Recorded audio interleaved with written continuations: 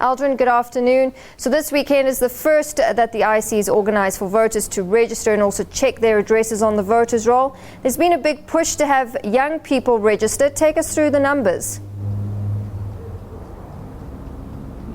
Well, definitely a big push from the IEC to get young people to register. If you remember, of the 34 million eligible voters, only 24 million are registered voters. So the IEC is really pushing, trying to get young people out in their numbers to come and vote. The other issue that the IEC raised is around the target. And the target for this municipal elections to register is that they're looking at about 1 million instead of the 9 million shortfall that they have. And they're saying that the 1 million target is basically looking at making sure that the IEC's registration or the voters that have registered hover at about 84% or 80%, which is the international standard. And just a quick one, just a number to give those voters or eligible voters who might not know whether they are registered or where they are registered, they can send their ID numbers to 32810. That's 32810 at a cost of R1. And when you do go through to the voting stations,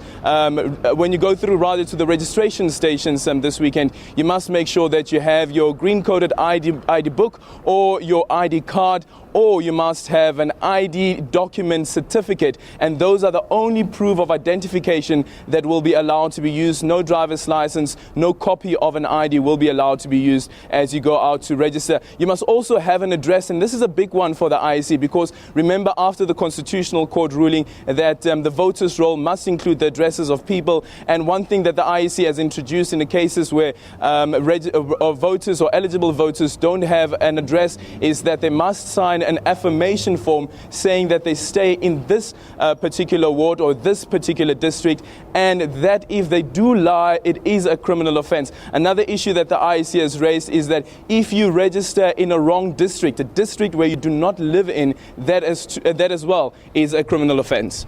All right, Aldrin, also something that came out of that press briefing, the matter with the Concord, the clockware issue, how people will register there. What did the chief say about these? They need to instill some sort of confidence with regards to the elections.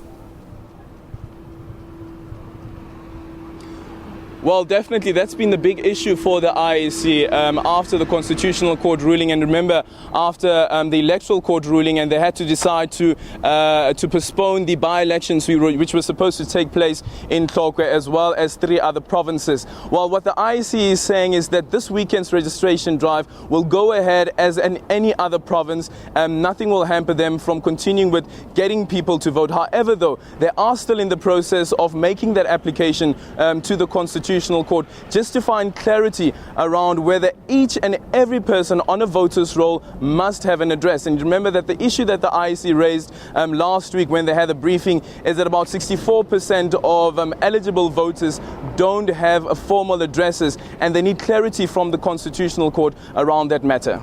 All right, Aldrin, thank you very much for that update. Our reporter Aldrin Sampear live from Election House in Centurion.